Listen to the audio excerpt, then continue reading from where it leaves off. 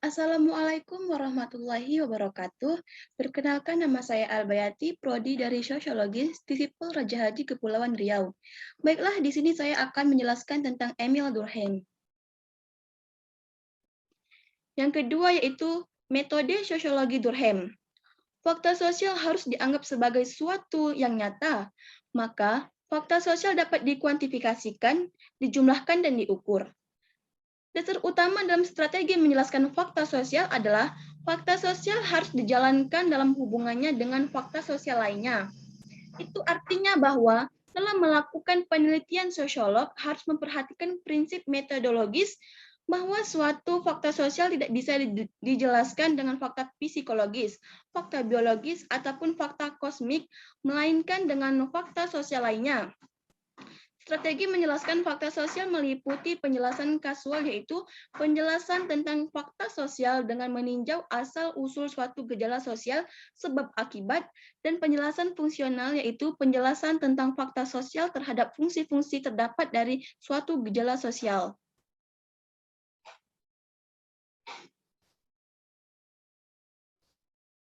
Adapun teori-teori Emil Durkheim, yang pertama yaitu teori solidaritas atau the division of labor in society.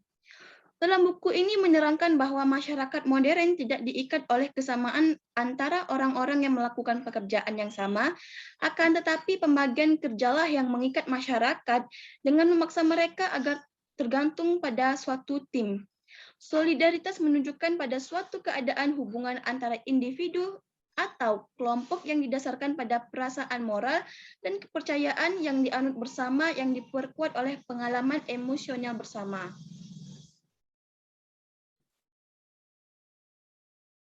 Yang kedua yaitu teori perubahan sosial. Durkheim menerangkan bahwa perubahan dari solidaritas mekanik menjadi solidaritas organik mulai dengan adanya pertambahan penduduk disertai oleh kepadatan moral atau moral density, yaitu tingkat kepadatan interaksi antar organ anggota masyarakat. Adanya pertambahan penduduk diharapkan disertai adanya pertambahan komunikasi dan interaksi antara anggota masyarakat.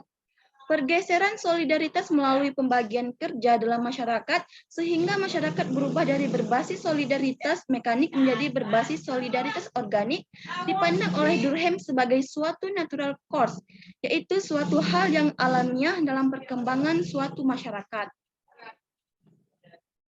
Yang ketiga yaitu teori anomi.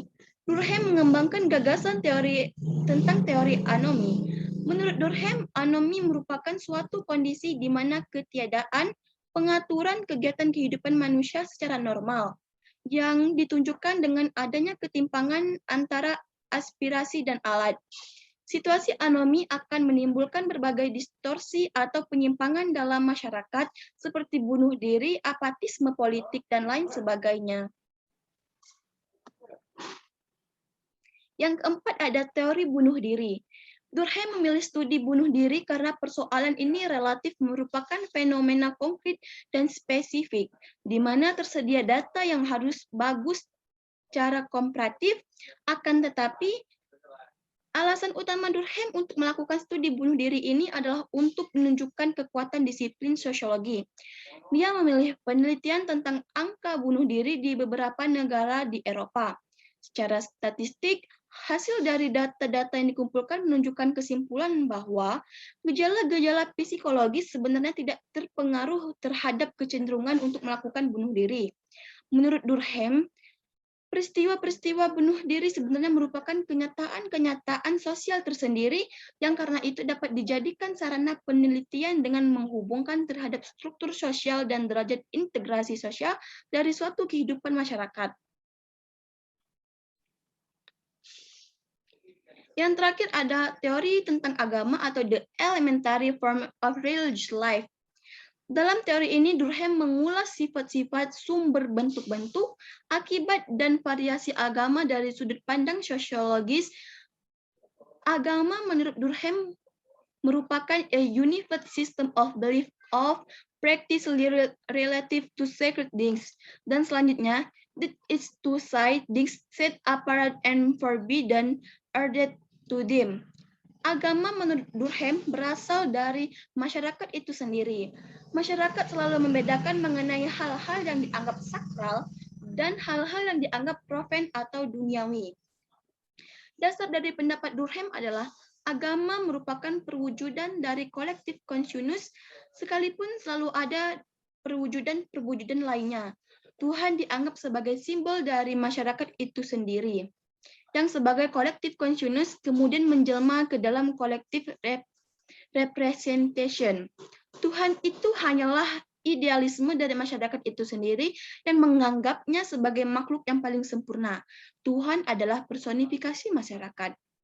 Kesimpulannya, agama merupakan lambang kolektif representasi dalam bentuk yang ideal.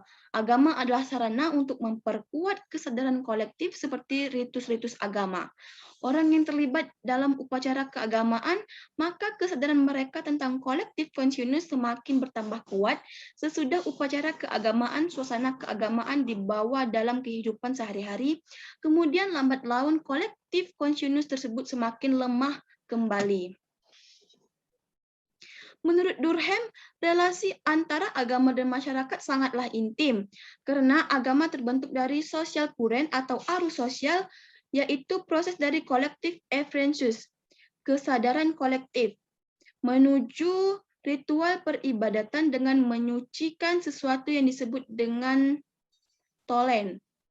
Agama dipandang Durkheim sebagai sumber norma dalam masyarakat atau pedoman masyarakat ketika berperilaku. Jadi, setiap masyarakat memerlukan agama karena dapat membentuk moral setiap individu. Ketika membahas mengenai relasi agama dan masyarakat, Durkheim secara tidak langsung telah menerangkan bahwa seorang individu dapat terbentuk oleh fakta sosial yang berada di luar dari dirinya, memaksa dan bersifat umum dan general, yakni dengan adanya arus sosial tersebut, di mana struktur atau lingkungan masyarakat ketika melakukan ritual keagamaan mempengaruhi setiap individu di dalamnya, meski ini lebih masuk kepada agama pada masyarakat modern. Sedangkan pada agama tradisional, fakta sosial belum terjadi, hanya arus sosial saja. Demikianlah yang dapat saya sampaikan. Semoga bermanfaat bagi kita semua. Saya akhiri dengan wassalamualaikum warahmatullahi wabarakatuh.